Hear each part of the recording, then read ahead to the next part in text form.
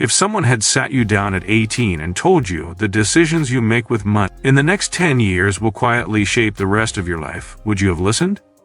Probably not. Most of us wouldn't. Because when you're young, money feels abstract. There's always more time, more chances, more paychecks ahead. But here's the uncomfortable truth. By the time most people realize how money actually works, they've already made mistakes that cost them years, sometimes decades of progress. Not because they were lazy or irresponsible, but because no one ever taught them the real rules. The ones that don't show up in school, don't get explained by parents who were also figuring it out, and definitely don't get emphasized by a system that profits from your confusion. Today, we're talking about the smart money rules no one teaches you before age 30, and understanding them early can change everything. Let's start with the biggest illusion most young adults believe, that income is the main driver of wealth.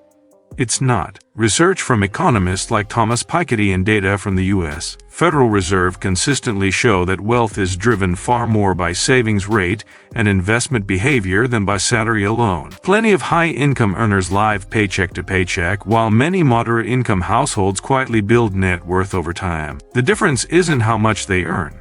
It's how much they keep and what they do with it. Before 30, people often focus obsessively on earning more while ignoring the systems that actually convert income into wealth. Without those systems, higher income often just leads to higher spending. This leads directly into the first unspoken rule. Lifestyle inflation is more dangerous than low income. When your paycheck increases, your brain immediately looks for ways to upgrade your life: better apartment, newer car, nicer clothes, more expensive social habits. Behavioral economists call this hedonic adaptation.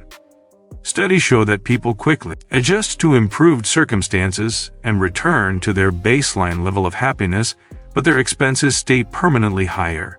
If you don't consciously control this, every raise you get simply locks you into a more expensive version of the same financial stress. The people who quietly win with money are the ones who resist upgrading everything at once and instead redirect that extra income into savings and investments. Another rule almost no one explains early enough is that time is more powerful than intelligence when it comes to investing. According to historical data from the S&P 500, the U.S. stock market has returned an average of about 10% annually before inflation over the long term. That number alone doesn't sound dramatic, but compound growth turns time into a multiplier. A person who invests $5,000 per year starting at age 25 can end up with significantly more money by retirement than someone who invests double that amount but starts at 35.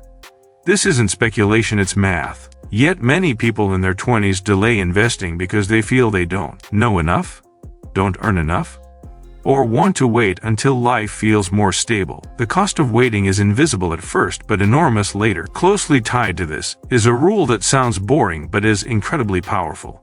Consistency beats optimization. Before 30, many people get stuck trying to find the perfect investment strategy, the perfect stock, or the perfect moment to start. Meanwhile, data from Vanguard and Fidelity consistently show that investors who contribute regularly to diversified portfolios and stay invested long-term outperform those who constantly trade or try to time the market. The goal early on isn't to be brilliant, it's to be consistent. Automatic contributions, broad index funds, and long-term discipline matter far more than clever moves or financial genius. Now let's talk about debt, because this is where a lot of young adults quietly sabotage their future without realizing it. Not all debt is the same, but high-interest consumer debt is one of the biggest wealth killers in existence. Credit cards often charge interest rates exceeding 20% annually. To put that into perspective, the long-term average return of the stock market is less than half of that. Every dollar you carry in high-interest debt is actively working against you, compounding in the wrong direction. Before age 30, many people normalize carrying balances, thinking it's just part of adult life. It doesn't have to be,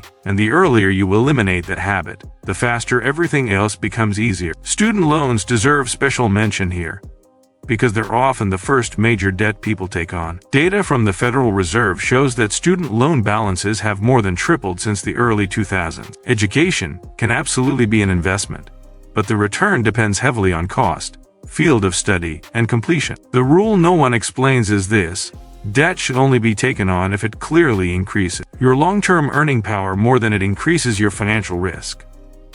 Blindly assuming it will work out is not a strategy. Being intentional about repayment plans, interest rates, and career outcomes matters far more than most people are told. Another smart money rule rarely taught early is that an emergency fund is not optional, it's the foundation. According to surveys by the Federal Reserve, a significant percentage of adults cannot cover a $400 emergency without borrowing or selling something. This isn't just a statistic, it's a vulnerability. Without cash reserves, even minor setbacks, car repairs, medical bills, temporary job loss turn into debt spirals. Before 30, emergencies feel unlikely, but life is remarkably consistent at delivering surprises. An emergency fund of 3 to 6 months of essential expenses isn't about pessimism, it's about resilience. It gives you choices, leverage, and peace of mind. Then there's a rule that often feels counterintuitive. When you're young, your first financial goal isn't freedom, it's stability. Social media glorifies fast wealth, passive income, and early retirement, but most of those stories skip over years of groundwork. Stability means predictable expenses, controlled debt, steady savings, and reliable income. Data from longitudinal studies on financial well-being show that people who focus on stability early experience less stress, make better long-term decisions, and are more likely to take smart risks later. Stability isn't boring, it's strategic. Speaking of risk, here's another rule people rarely learn early: risk tolerance changes with age, responsibilities, and financial position. When you're young and have low fixed expenses, you can afford more risk. As your life becomes more complex with dependents, mortgages, and career specialization, that flexibility decreases. Understanding this early helps you use your 20s as a period of strategic experimentation, not reckless gambling. It also explains why diversified investing and skill building are often smarter than chasing high-risk financial schemes. One of the most overlooked money rules before 30 is that skills are assets, not just credentials. Research from labor economists consistently shows that income growth over a lifetime is strongly correlated with skill acquisition, not just degrees. Skills that compound, like communication, data analysis, technical proficiency, leadership, and problem-solving, create optionality. They allow you to pivot careers, negotiate better pay, and adapt to economic changes. Money invested in developing valuable skills often has a higher return than money invested in the market, especially early in your career. This ties into another uncomfortable truth. Your network affects your income more than your resume. Studies from institutions like Harvard and Stanford have shown that professional networks play a significant role in job mobility and earnings growth.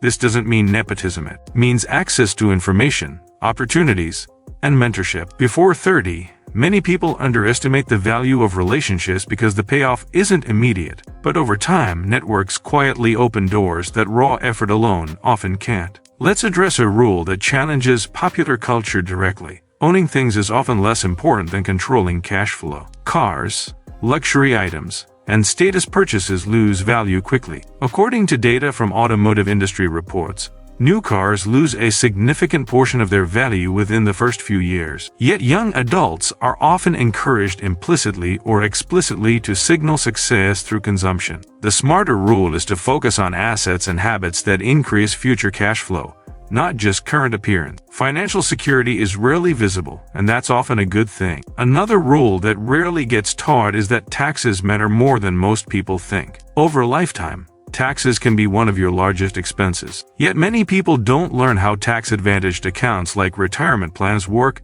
until much later. Using tax-deferred or tax-free accounts legally reduces your lifetime tax burden and increases your effective return on investments. This isn't about loopholes or avoidance, it's about understanding the system you're already part of and using it intentionally. Before 30, many people also fail to understand opportunity cost. Every dollar spent today is a dollar that can't be invested, saved, or used to reduce future risk. This doesn't mean never enjoying your money, it means being conscious of trade-offs. Behavioral research shows that people make better financial decisions when they frame spending choices in terms of future alternatives rather than immediate pleasure. Awareness alone can dramatically change behavior. Here's another rule that's uncomfortable but essential. Financial stress is often a math problem, not a moral failure. Many people internalize money struggles as personal flaws. Reality, they're often the result of structural factors, lack of education, or early decisions made without full information. Understanding this doesn't remove responsibility.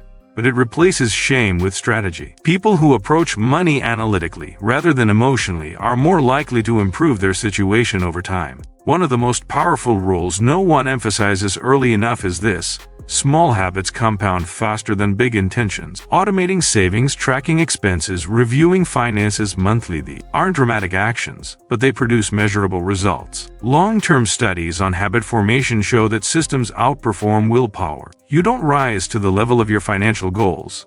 You fall to the level of your financial systems. As you approach 30, another rule becomes increasingly important. Flexibility is wealth. The ability to say no to bad jobs, to leave toxic environments, or to take time to reskill has enormous value. That flexibility comes from low fixed expenses, savings, and diversified income potential. People who optimize for flexibility early often find themselves with better options later, even if they never chased extreme wealth. Finally, here's the rule that ties everything together: money is a tool, not a scoreboard. Studies in psychology and economics consistently show that beyond meeting basic needs and security, happiness is more strongly correlated with autonomy, relationships, and purpose than with income alone. The smartest money decisions aren't about maximizing numbers. They're about maximizing control over your time and life. Before 30, it's easy to chase external definitions of success. The real advantage comes from designing a financial life that supports what actually matters to you. So if you're under 30, or even just thinking like someone who wishes they'd known this earlier, here's the takeaway: you don't need to be perfect, wealthy, or brilliant. You need to be intentional. Learn the rules early, build simple systems, and give compound growth time to work. The difference between struggling for decades and quietly thriving often comes down to decisions made long before anyone was watching. If this video gave you a new way to think about money, make sure to like it. It helps more people see content that actually improves their lives. Subscribe to the channel for more deep, practical insights that schools never taught but everyone needs. And stay connected, because the smartest investment you can make is learning how to make better decisions before time makes them for you.